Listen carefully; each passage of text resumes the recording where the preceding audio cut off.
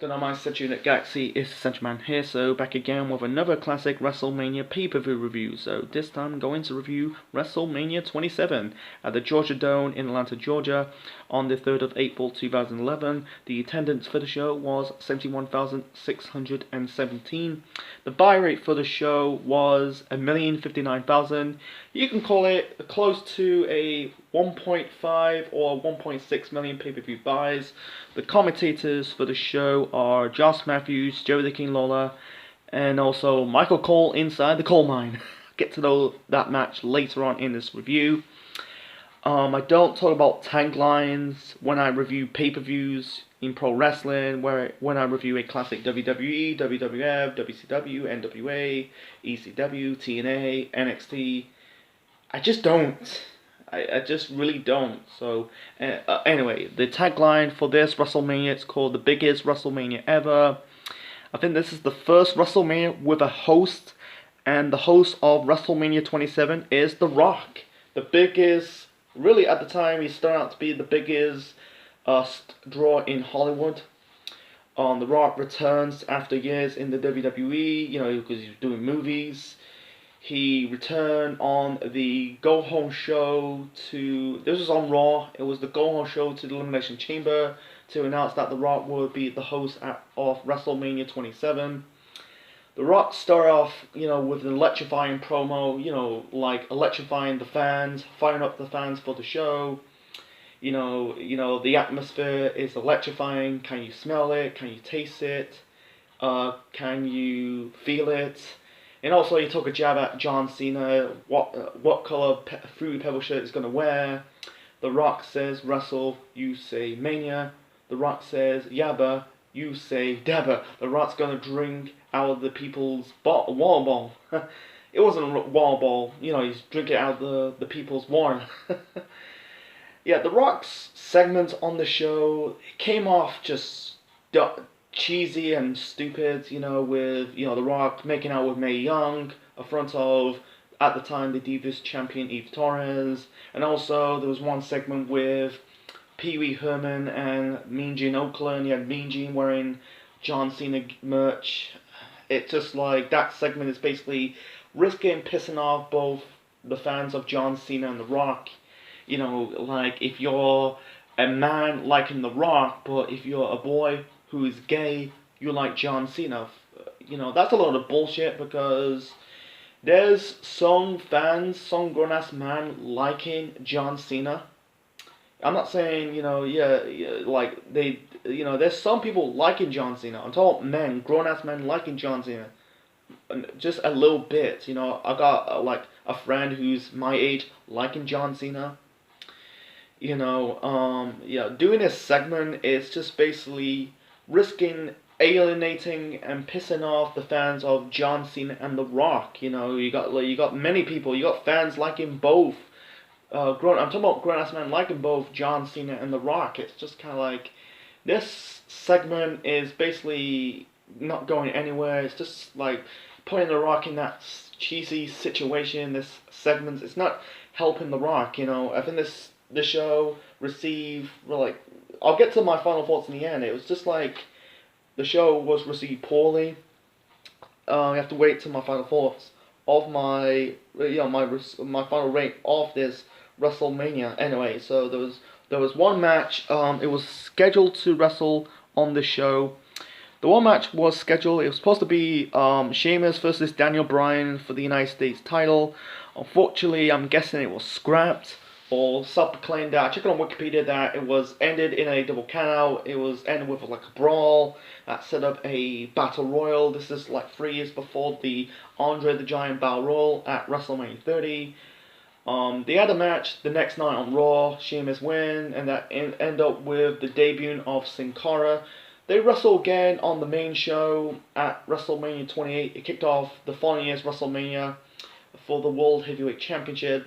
Sheamus squashing Daniel Bryan in 18 seconds to win the world title at WrestleMania 28 in Florida. Anyway, the first match to kick off WrestleMania 27, we got Edge defending the World Heavyweight Championship with Christian in his corner, taking on Alberto Del Rio with Brodus Clay and Ricardo Rodriguez, Del Rio's personal ring announcer, in his corner. Del Rio won the biggest Royal Rumble match in history, way back in January of that year. It was a 40-man Royal Rumble match. This is years before they started doing the 50-man Rumble match in Saudi Arabia in 2018. For weeks, you had Del Rio injuring the arm of Edge, locked him in the cross arm breaker, because Del Rio debuted for the company in the autumn of 2010. Christian also has this grudge with Del Rio because Del Rio injured his pec in the autumn of 2010 to write him off. Christian came back at the Elimination Chamber, after Edge retains the world title in the Chamber match. When Del Rio attacked him, Christian attacked Del Rio, hit him with the kill switch. You had Edge and Christian reunited. They had the tag team match on a SmackDown against Brodus Clay and Del Rio. It's kind of like they already fought before, in tag team. They had a tag team match on a Raw on the Go Home show to WrestleMania. Anyway, the match between Edge and Del Rio. It was a good match to kick off WrestleMania. The whole bulk of the match, you had Del Rio working on the injured arm of Edge, set up the cross arm breaker. He did lock in the hold. Edge kind of counted out. I think he counted into the sharpshooter at one time. You had Ricardo Rodriguez, pulling the foot of Del Rio's on the ropes. Christian chased Ricardo Rodriguez, and then he had this, blows with Brodus Clay. Del Rio hit Christian with I think it was a baseball sliding drop kick, and then Brodus Clay kind of throwed him. He picked him up, throwed him onto the floor outside the ring. Brodus hit Edge's injured arm. Slammed his arm onto the ring post without the referee noticing. In the end, Edge managed to hit the spear onto Del Rio to win this match and retain the World Heavyweight title. And afterwards, he smashed Del Rio's car, and Del Rio selling it like he crying like he thought Edge killed his child or his wife. Sadly, this was Edge's final match of his career for 9 years, because he was supposed to face Del Rio in a ladder match at Extreme Rules for the world title. Unfortunately, he faked the world title due to injury, and that set up, Christian won a Battle Royal to face Del Rio for the world title in the ladder match. On that show, Christian wins. Edge took that spear. He speared Brodus Clay, messed up his neck, and that reason why I think Brodus Clay got punished. Instead of firing Brodus Clay, they gave him that Funkelsaurus gimmick. That was crap. I don't want to get into it. So, and this was Edge's last match for 9 years. He returned at the 2020 Royal Rumble match, and he had the feud with Randy Orton, and then he got injured again, and he came back this year in the Royal Rumble match of 2021. Won the Rumble match. Right now he's in this WrestleMania program. He's in this triple threat match between Roman Reigns, the Universal Champion, and Daniel Bryan. It's really funny that we know that match. It was Edge's last. We thought we were not going to see Edge wrestle ever again, but times is change. The wind has blown. The wind has changed. I'm trying to say. So, it was a good match to kick off WrestleMania 27. And move on to another good match. We got Rey Mysterio versus Cody Rhodes, own dashing Cody Rhodes. It started in January on SmackDown. Rey Mysterio accidentally hit Cody Rhodes with a 619, injured his face, and Cody ended up, he's kind of like wearing this mask. He's so, disfigured and, creepy, he was talking in a weird accent. Cody's in the WWE kind of give Cody some crappy gimmicks over the years. After the broke up legacy, he was dashing Cody Rhodes, undashing Cody Rhodes with a mask and giving the fans paper bags. And also, the mustache, teaming up with Damien Sandow, Team Rhodes Scholars, and then Stardust. That was the bastardizing, polarizing gimmick for Cody that led to leaving the company, go to, TNA, Ring of Honor, New Japan. Right now, he's the founding father of AEW. Anyway, so on the go home show to Raw, I think it was 2 weeks. You had Cody injured the face of Mysterio with the knee brace to get some heat to build the match at WrestleMania. The match between Cody and Rey Mysterio was good. Rey Mysterio was wearing a comic book attire for this match. He's dressed up like Captain America because at this time, I think it was about a few months until the Captain America movie was released. I covered that movie months ago. Go and check it out. Anyway, the match between Rey and Cody was good. You had Cody removing the knee brace of Rey Mysterio. Rey hit the 619 onto Cody. Cody countered it. In the end, he hit Rey with the mask, hit Rey with the crossroads, and Cody got the victory. Yeah, it was the biggest win for Cody Rhodes. And funny that the rivalry ended at Extreme Rules after they fought in a Falls Count Anywhere match. And yeah, Cody ended up teaming up with Ted DiBiase, becoming Intercontinental Champion. And yeah, the rest is history. So moving on to match number 3, trying to keep it short and simple. This is an 8-man tag team match. We got the Core, represent the Core. We got Wade Barrett, who is the Intercontinental Champion. The tag team champions at the time, that is Heath Slater and Justin Gabriel, and also Ezekiel Jackson. They've taken on the Big Show, Kane, Kofi Kingston, and Santino Marella. It originally was supposed to be Big Show, Kane, Santino Marella, and Vladimir Kozlov. Unfortunately, I think it was on WrestleMania Access, the Core beat down Kozlov, injuring his arm in the process. Santino is basically not Santino. Kofi Kingston was the last minute replacement of Vladimir Kozlov. This match was last for a few seconds. In the end, Big Show just knocked out Heath Slater for the win. Bullshit.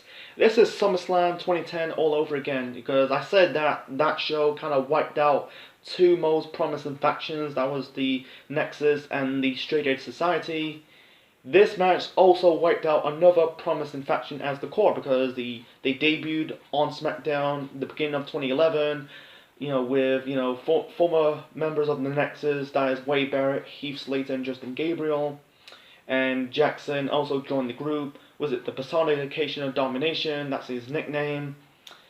And at the same time, and it really adds all the injury because Barrett, Slater, and Gabriel were the champions. That was a massive kick in the bollocks, kicking the balls. Yeah, that was the beginning of the end of the group. The Core end up splitting up in June of that year.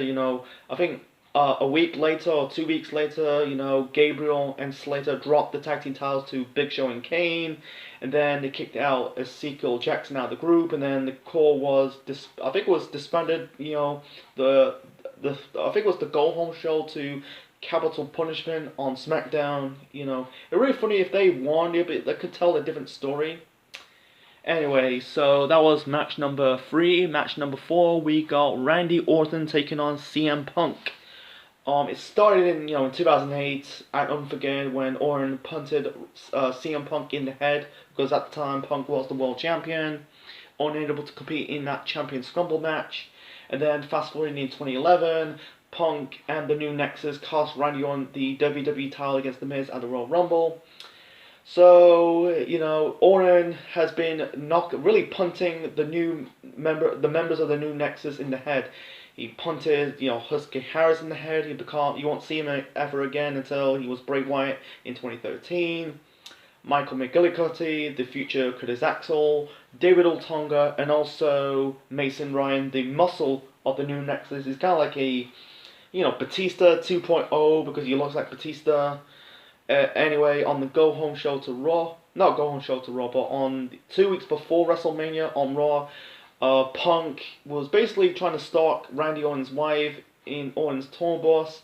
Orton gone to run towards the tour bus, and Punk hit Orton in the leg with the wrench. Get some heat. The match was good. The bulk of the match, you had Punk work on the injured leg of Randy Orton. Locked him in the thick of a leg lock in the ring pole. And also, you kind of lock Orton with the Alejandro Fires. He's not working on the arm of Randy Orton, but he worked on the leg. Orton Orton was going for the punt. Unfortunately, leg gave out. I'm trying to keep this match short and simple. In the end, Punk was going for like a move off the top rope. Orton hit like this incredible RKO out of nowhere to win this match. And yeah, it was a good win, a good match. It was a fun match to watch. And also they had the blow off next month at Extreme Rules. It was a last man standing match, and Orton will debut with facial hair.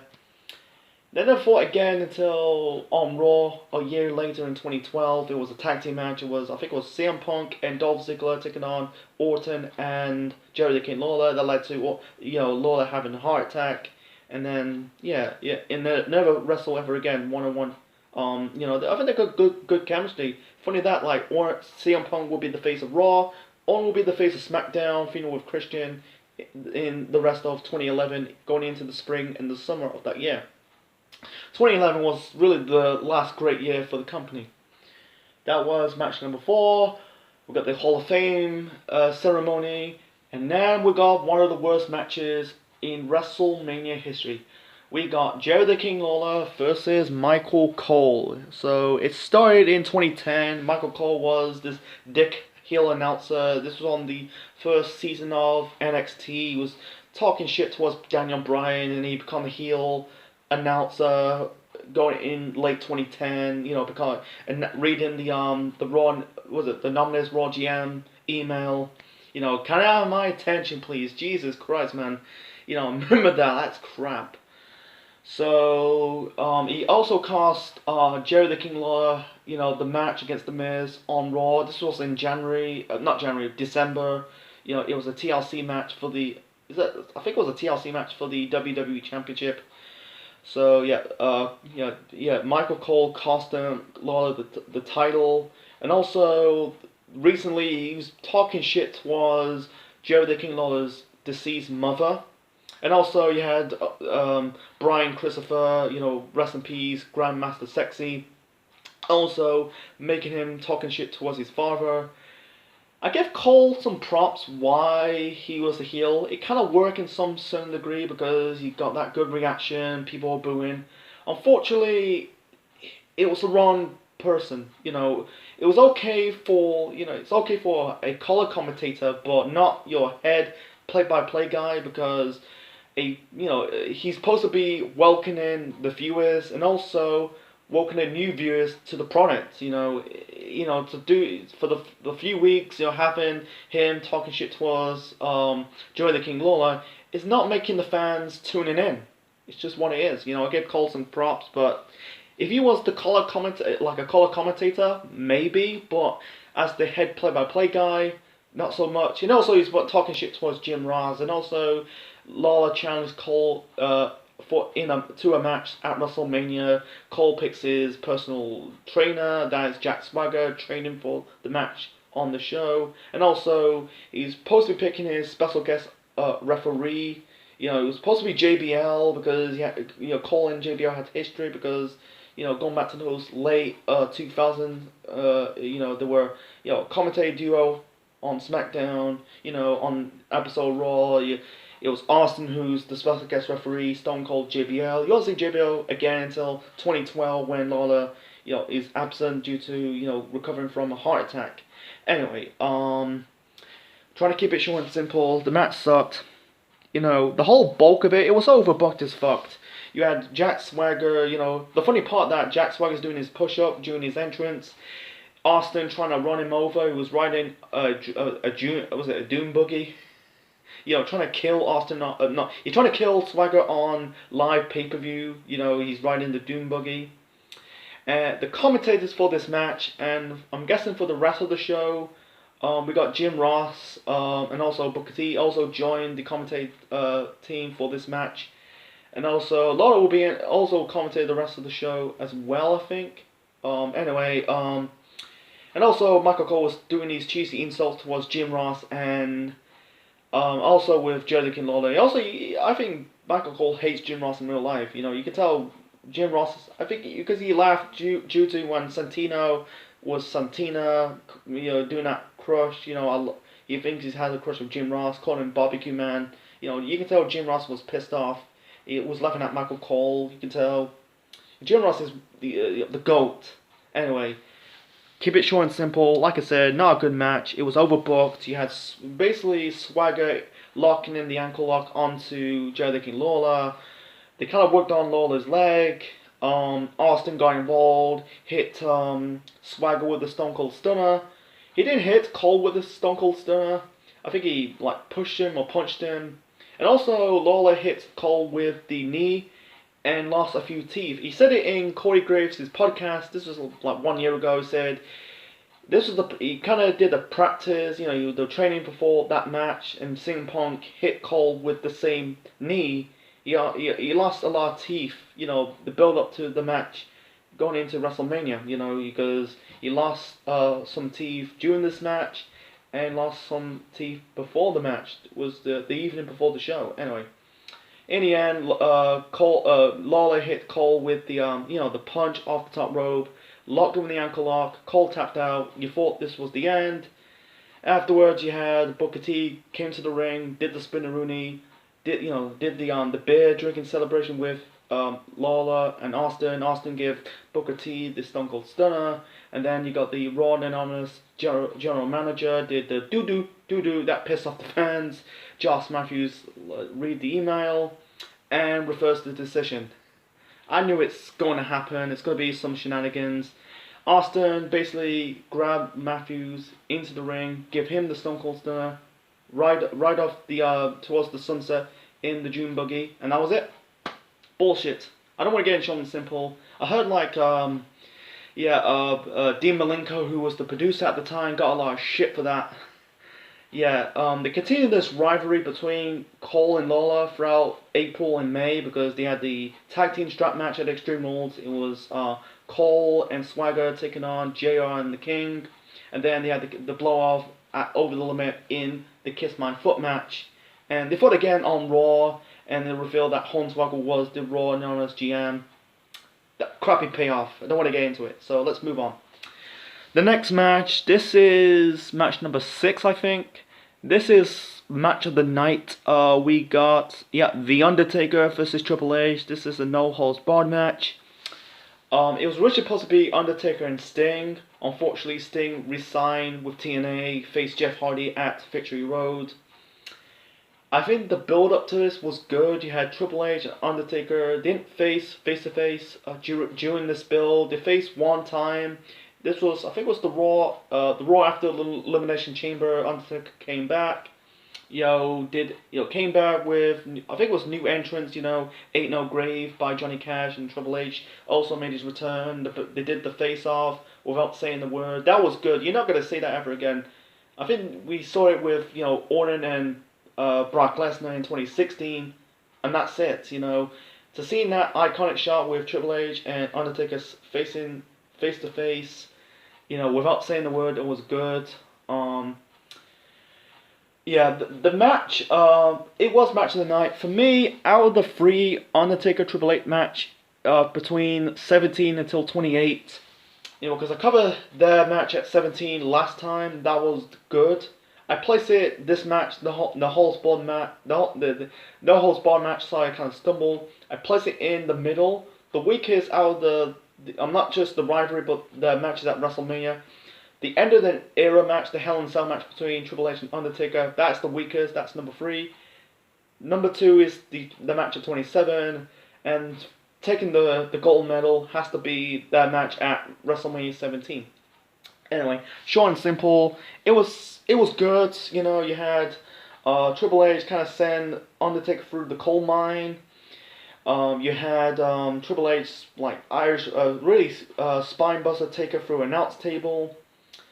Taker hit Triple H with the last ride, him with the Tombstone Power Driver. Triple H kicked out. Taker kicked out with 3 pedigrees and a Tombstone Power Driver.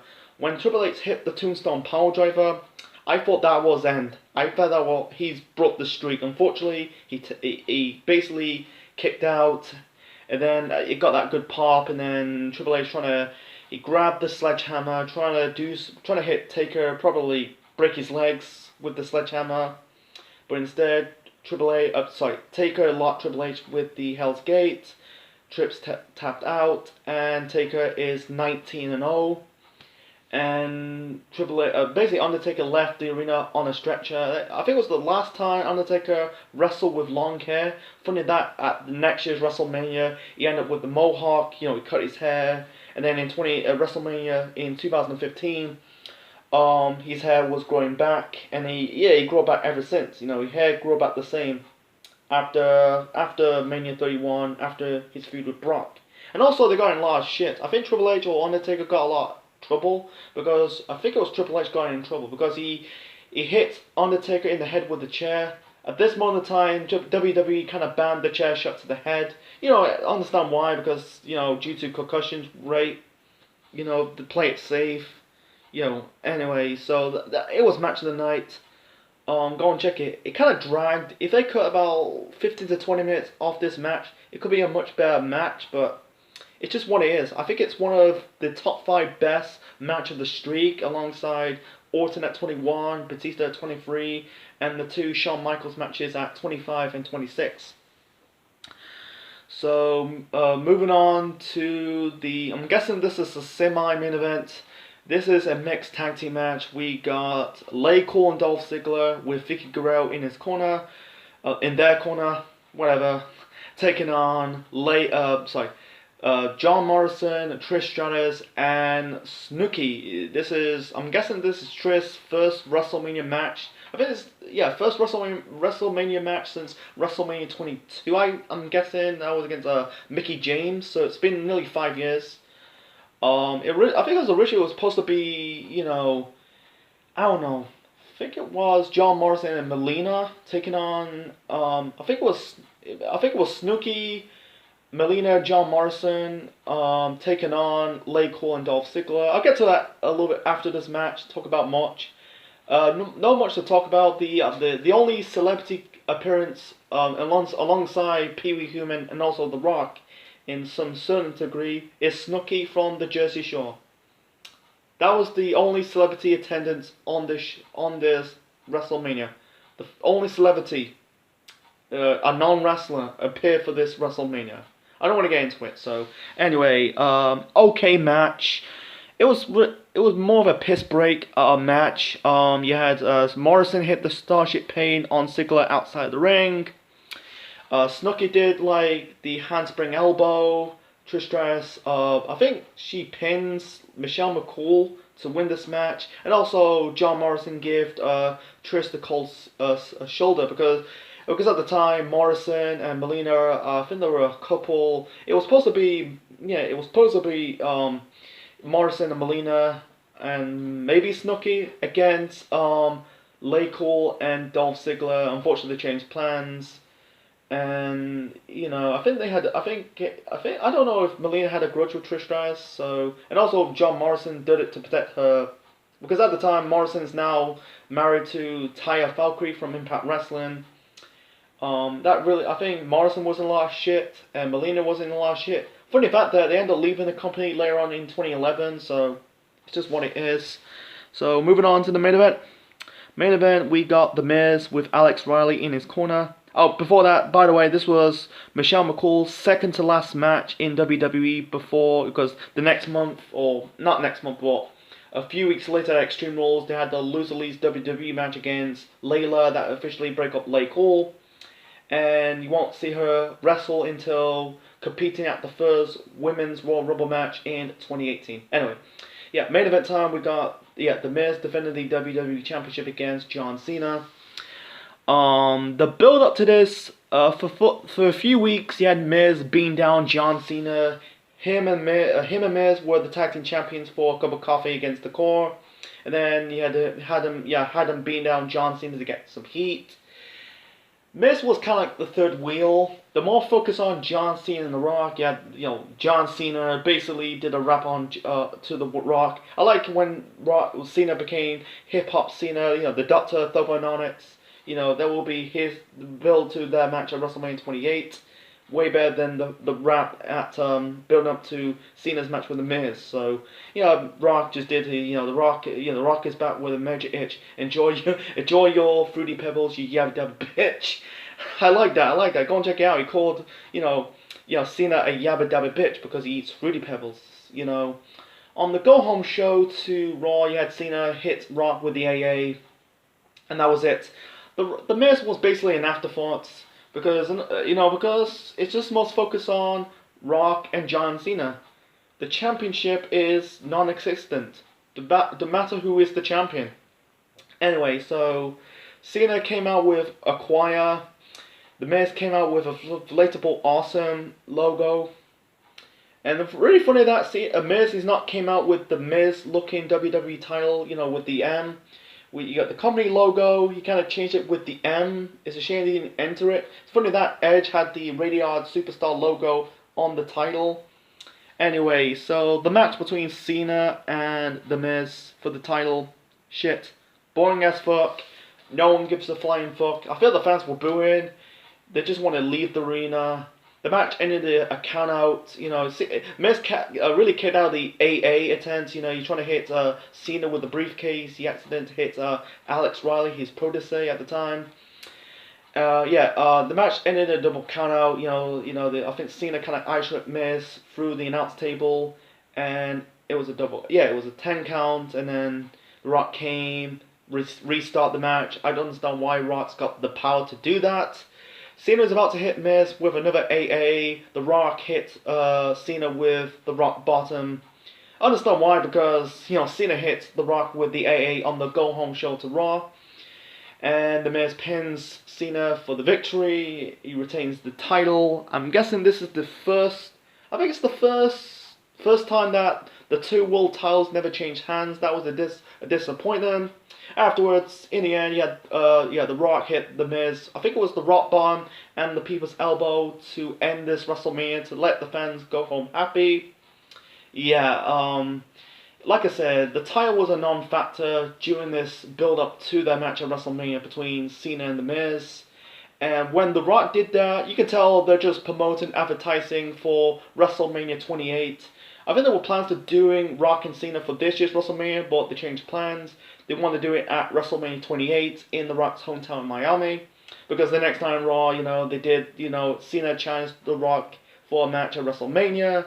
And also, they end up teaming up at Survivor Series at Madison Square Garden against, Cena and The Rock taking on Austin Truth, another classic WWE pay-per-view to review for another time. So, anyway, it's just like, this, my final rating for WrestleMania 27, I don't give it a 4, I'll probably give it a 5. This is a mixed bag, you have some good stuff, and you got some bad stuff.